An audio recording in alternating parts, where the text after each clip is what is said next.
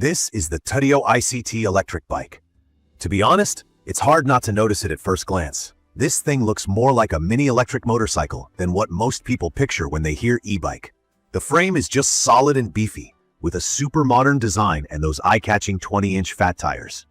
It's got a clean, sturdy aluminum frame in this dark gray color. Feels a bit industrial, but also slick and a bit futuristic. The combination of the bright, wide headlight in front and the bold, blocky taillight at the back really makes it pop, especially when you're riding at dusk or at night. From my experience, this isn't just a looker. It's a real monster under the hood. Well, if bikes had hoods, I mean. When I first read about the 4,000 Watt peak power and the 60 volts 25 amp-hour battery, I had to admit I felt a mix of excitement and a bit of skepticism. Numbers are great on paper. Everyone likes a big number. But what does that actually feel like on a regular day, you know? Some e-bikes overpromise and underdeliver, especially when things get rough or the battery's down to the last bar. So let me share what it's actually like to ride this thing. The torque, which is basically the immediate pulling power when you twist the throttle, feels insanely responsive. It's got 107 newtons of torque, and you can tell, the moment you start, the power's just there. There was a bit of a learning curve, to be honest. The stock controller that came installed made the throttle super sensitive, almost twitchy.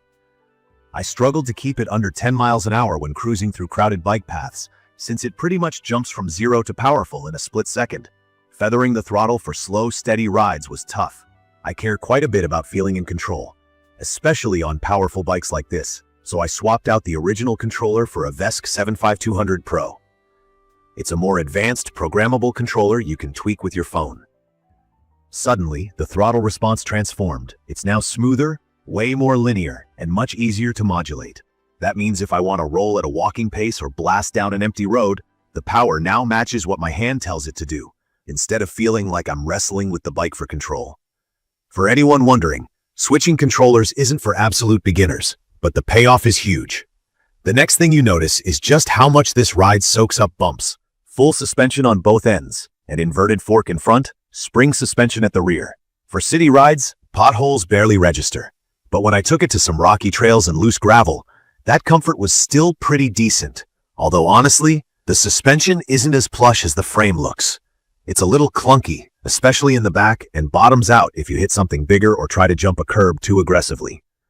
Tuning it helps a bit, but it's not quite up to serious dirt bike or hardcore mountain bike standards.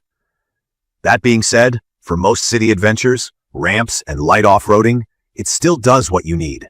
One thing I want to highlight from my experience is the stopping power. The hydraulic disc brakes with those huge 220mm rotors and 4-piston calipers give you a ton of confidence. I put them to the test, heading down long, steep hills and also during busy traffic situations, and they just dig in and stop the bike fast. Little details like a bright brake-activated taillight also make a big difference at night or in heavy traffic. On battery life and range, I get a lot of people asking, does it really go as far as they say? So, here's what I've seen. On pure electric mode without pedaling at all, I got just under 35 miles on pretty flat ground, which is actually close to what's advertised. If you use pedal assist, there are 5 levels, the range shoots up. For me, that meant a couple of longer weekend rides without worrying about running out of juice. Each full charge does take a good 8 to 9 hours, so I recommend plugging it in overnight if you've got a long ride planned the next day. What about size and fit? I'm about 5'9", and it fits me pretty well. The seating position is upright, not cramped, but anyone much shorter might struggle with the higher saddle and wide reach to the bars. Riders under 5'5" could find it tricky to get both feet comfortably on the ground. I'd recommend giving it a test fit if you're on the shorter side.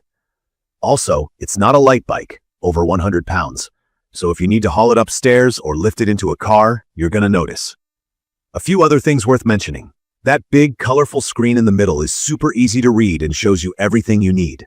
Speed, battery level, distance, what mode you're in. There are 3 riding modes: pure electric, throttle only, pedal assist, and manual. So if you feel like pedaling for exercise or to save battery, you can, although it's heavy to ride without any motor help. Swapping between the modes is as simple as pushing a button on the handlebar, so you don't have to plan ahead. Talking about my favorite part, the sheer fun and versatility. This thing brings out the kid in you. On quiet roads, you can accelerate up to 43-ish mph, but honestly, the blast of speed off the line is what stands out most. If you want to pop a wheelie, you barely need to shift your weight. It's perfect for people who want a serious thrill on two wheels, but also want to ride safely and quietly compared to a gas dirt bike. The fat tires inspire confidence. Dirt, loose gravel, even a patch of snow in winter, the bike doesn't really care much. And when the sun starts fading, those headlights and extra bright taillights have your back. Still, it's not all perfect. The weight will be tough for some, and the suspension, while better than a hardtail, does have limits.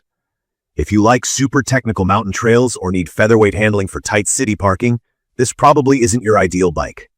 The legal situation is another thing. Some places in the US and elsewhere have rules about max speed and power for electric bikes. Go over 28 max per hour and it's technically closer to a motor vehicle, so you want to check what's cool in your area.